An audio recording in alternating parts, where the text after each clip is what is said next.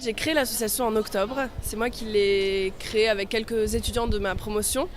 Et on a créé l'association en constatant simplement qu'il y avait énormément de gens dans les rues et qu'il y avait aussi énormément de nourriture qui était jetée à la fin de la journée. Et donc on a commencé à récupérer auprès des boulangeries, et notamment auprès de cette boulangerie-là, pour redistribuer donc surtout des sandwichs, mais aussi des quiches, des viennoiseries, du pain.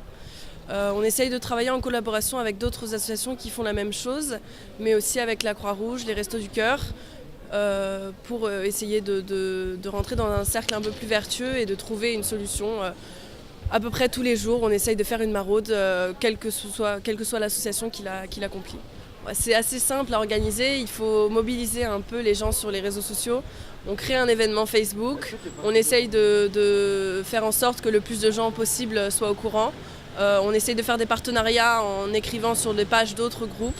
Et ensuite, c'est très simple, on va directement à la boulangerie, on récupère les invendus, on fait un tour dans la ville, on connaît à peu près les endroits où sont la plupart des SDF et on redistribue. Si on peut distribuer en plus de la soupe, des boissons chaudes, c'est l'idéal. Et on en profite pour discuter un peu aussi avec les gens, pour essayer de savoir un peu comment ils vont. On voit des gens en difficulté, qu'ils soient polonais, italiens ou autre chose, c'est la même chose, quoi.